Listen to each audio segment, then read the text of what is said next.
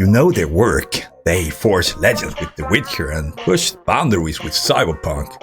Well, those masterminds are back and they're off the leash and they're sinking their teeth into something darker. Seriously, just forget about what you think you know about RPGs. Werewolf is here and their first game, The Blood of Dawnwalker, isn't just some new title. It's them declaring that the rules are about to be rewritten. And yeah, maybe in blood. What if your biggest enemy wasn't some monster, but time itself? And what if every single choice could spin you off into a completely different story, or even make you miss a whole chunk of it? That's the kind of shocker they're about to drop on us. Alright. Let's be real, the RPG world can be pretty predictable, right? We've been the chosen one, we saved countless kingdoms, and yeah, we've slain a dragon or two, but every now and then something new crops out of the woodwork, promising a little more. Today we're looking at one of those, The Blood of the Dawnwalker. This isn't just another dark fantasy game to pass the time. This is their first big project from Rebel Wolf, and a studio packed with key folks who made The Witcher 3 and Cyberpunk 2077 what they are. They're stepping out from under the massive shadow of CD Projekt Red, not to copy their own success, but to carve out something completely new. Their goal? Well, to build what they're calling a narrative sandbox, an RPG where player agency isn't just some fancy marketing term, it's the absolute core of the game. We're going to unpack their huge ambitions, explore the vampiric world of Vale Sangora, and really look at how The Blood of the Dawnwalker plans to shake up the genre many thought had run out of surprises. Can these experienced devs actually redefine RPGs with this vampiric epic? Well, let's get into it. The chase, yeah. Please, sir. Just a child. Okay, before we jump into the blood-soaked lands of Dawnwalker, who exactly are the Rebel Wolf? This isn't just some random new studio, these guys have serious RPG cred. Founded in Warsaw, Poland, back in early 2022, the studio is led by names that could make any RPG fans perk up. We're talking about Konrad Tomaszkiewicz, director of legendary The Witcher 3, Wild Hunt, and head of production on Cyberpunk 2077. He's got his brother, Mateusz Tomaszkiewicz, as creative director, and Jakub Szamalek, who wrote some unforgettable quests for The Witcher 3 and Cyberpunk. As narrative director and design director, Daniel Sadowski, another Witcher veteran. Seriously, the list just keeps on going. It's like a dream team of talent that brought some of the best RPGs of the last decade to life. So why would they leave the guaranteed success of CD Projekt Red to go indie? Well, Konrad, he said it's boiled down to creative freedom. They wanted to push RPGs forward with crazy ideas that might be a bit too risky for a giant company. Their plan was to build a smaller, quicker team, creating a place where experienced game developers can reignite their passion, and where clear communication and a united vision could cook up something truly special. Their motto is, the team comes first, and they're aiming to make games without that awful burnout culture we hear so much about in AAA developments nowadays. And Rebel Wolf isn't being shy about their goals. They're aiming to create the holy grail of computer RPGs, a game that feels like a classic pen and paper session, where options feels endless and the world genuinely reacts to what you do. They're not necessarily trying to build another 100-hour monster like their old studio games. Instead, they're focused on rock-solid quality, even if the game ends up being a bit shorter. Quality over quantity, you know? That's the idea, and that's what I love about this game, and I'm looking forward to play it so much. And thanks to some smart investment from NetEase Games, they've got the financial runway they need while keeping total creativity, control, and independence. Basically, these are seasoned pros starting fresh, fired up by a desire to innovate and tell stories in a brand new way.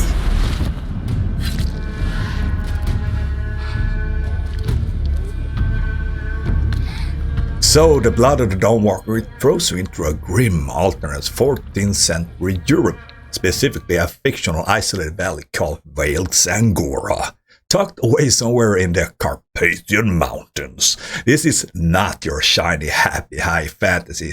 Think dark, gothic and absolutely drenched in Eastern Europe folklore.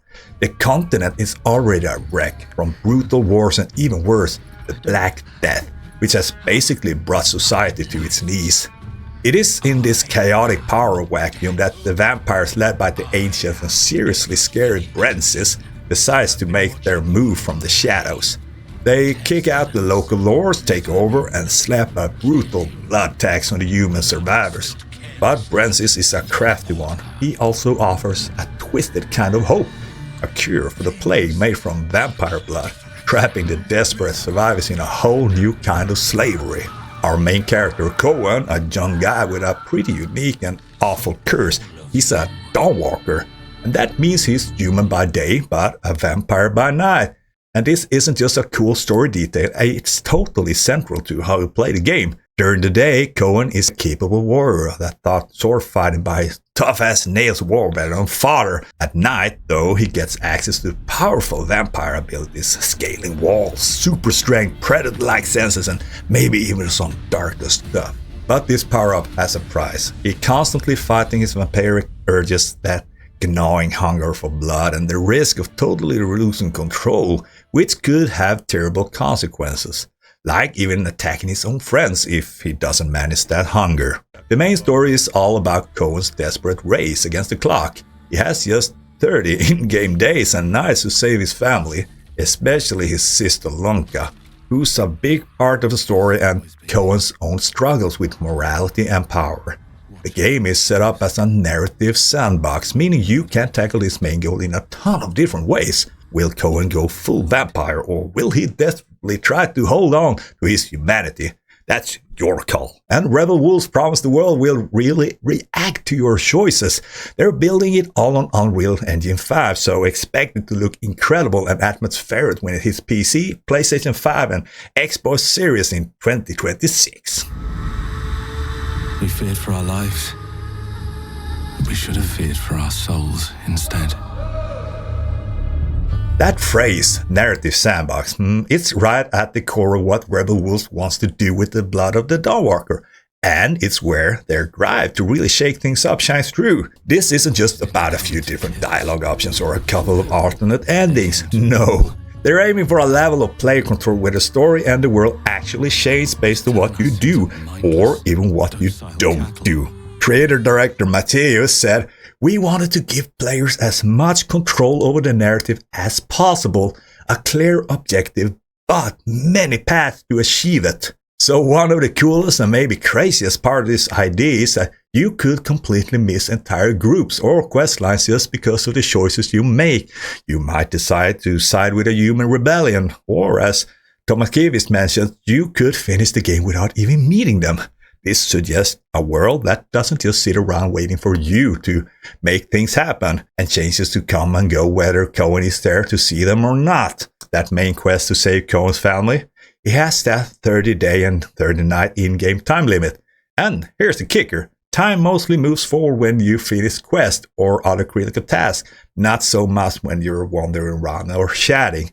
This creates some amazing tension. Every important action eats up that precious time, forcing you to make tough calls about who to help, which leads to follow, or what you have to let go of. You just won't have time to do it all in one go. Not me, though. They tried to change me into one of them. So the day and night cycle is another big piece of this innovation puzzle. It's not just for looks. Cohen's abilities change massively. Daytime might be better for straight up sword fighting, or maybe some humor for magic they've described as raw ritual based with dark primordial origins connected to blood, heat and air. But when night falls, his vampire powers come out, super senses like blood sight for tracking, crazy agility like climbing walls, and spectral teleports, shadow binding, and even some monstrous transformations. Well, these powers though, they've got a moral and story cost. They constantly tempting Cohen and could easily tick off his human allies. Players will have to switch up their tactics depending on the time of the day, and the world will definitely treat Cohen differently depending on whether he's human or vampire form. Moral choices are baked right into the game. Cohen's struggle with his vampire side means he might sometimes lose control and attack NPCs, which can totally lock you out of dialogue options or even entire quest lines. This really hammers how much your decisions matter and how unpredictable Cohen's curses actually is. The devs are taking cues from classics like Fallout 2 for this kind of narrative freedom, and they're aiming to mix that with an open world full of quests that matter and characters you actually connect with. So what's the real shocker that the Blood of the Dawnwalker is threatening to unleash? It's not just one thing, but more like a perfect storm of several Super Bowl design choices that are basically flipping the bird to a lot of RPG traditions. Maybe the biggest shock is just how gutsy their whole narrative sandbox idea is. The fact that you can completely miss huge chunks of the story, major groups and important characters, not because you messed up, but just because of how you choose to spend your limited time. That's a wild departure from many big AAA RPGs that usually lead you by the nose through the main story. This willingness to let players carve out a genuinely unique and maybe even incomplete path is a massive risk, but it could have a massive payoff in the term of game design. It puts real player choices above a perfectly polished one-size-fits-all experience. And then there's that 30-day and 30-night time limit for the main goal. Now, time limits in RPGs aren't brand new, but putting one in an open world game with such deep branching effects on the main story, that's incredibly ambitious. It makes every decision about which quest to do next feel very, very heavy. This isn't about making you rush, because just exploring doesn't burn the clock, but it is about making every quest choice a strategic move against a constantly ticking doomsday clock. The sheer depth of the consequences tied to Cohen's vampirism is another layer of this shock. It's not just a bunch of cool power, it's a curse that can actively mess up your plans. That detail about Cohen potentially killing and eating his closest friends if his blood hunger gets out of control, well, that's a pretty brutal example, because it goes way beyond simple good and evil meters in a space where the main character's own nature is a constant dangerous threat to his goals and his relationships. And finally, the shocker is that these Witcher veterans aren't just phoning it in with the Witcher 4 Vampire Edition. They are deliberately trying to expand and evolve the rules of RPGs, taking on those crazy ideas that bigger companies might be too scared to touch. They're betting that a smaller, more focused game that's all about deep choices and reaction rather than just tons of content is what player wants. This commitment to breaking the mold, even the mold they helped create, is probably the biggest, most exciting gamble of them all.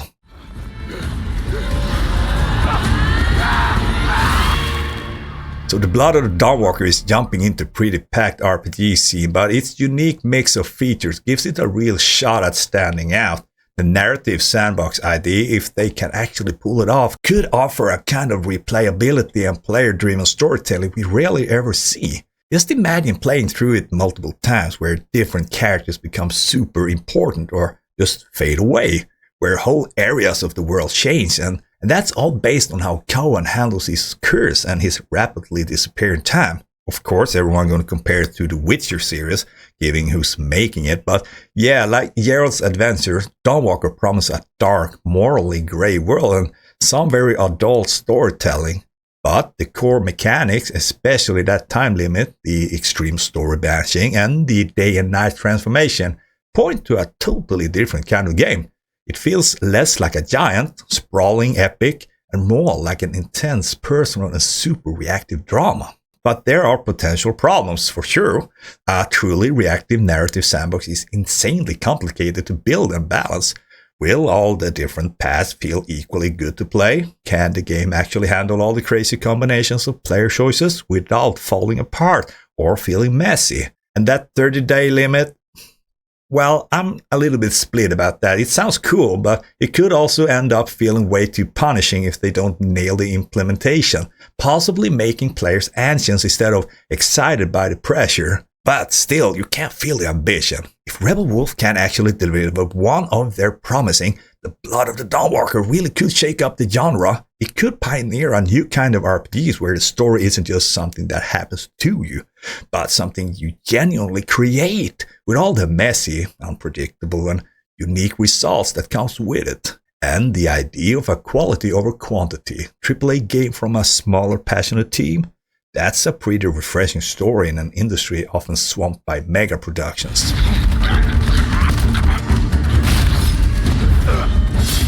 So this game has so much potential, a real dark horse contender with an incredible team behind it. So what do you think about Rebel Wolf's vision for this Blood of the Dawnwalker? Does the narrative sandbox get you hyped, or does that time limit make you a little nervous? What crazy ideas are you hoping they manage to cram in there? Drop your theories, your hopes, and even your worries in the comments below, because I'm genuinely curious to hear what the RPG community thinks about this one. Because the Blood of the Dawnwalker is way more than just another game on the horizon. It's a statement. It's proof of the creative fire that still burns in the developers, who even after hitting the top of the industry are willing to take big risks and build something new. With its unique mix of vampire duality, a truly creative narrative sandbox, and that constant pressure of time, Rebel Wolf isn't just trying to make a great dark fantasy RPG. They're trying to give players a sense of freedom and consequence like we've never seen before. The road to its 2026 release is still pretty long, and there's a lot of unanswered questions, but the promise of a game where your choices don't just matter, they fundamentally reshape your entire experience. That's seriously exciting. The Witcher veterans are definitely unleashing something, and it has every chance to be a beautiful, brutal, and totally unforgettable shock to the system.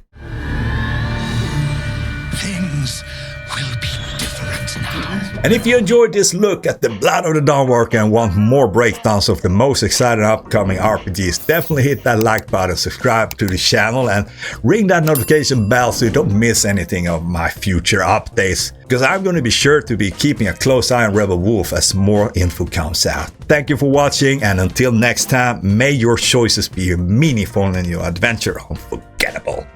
And I'll see you later in the next video. Alright.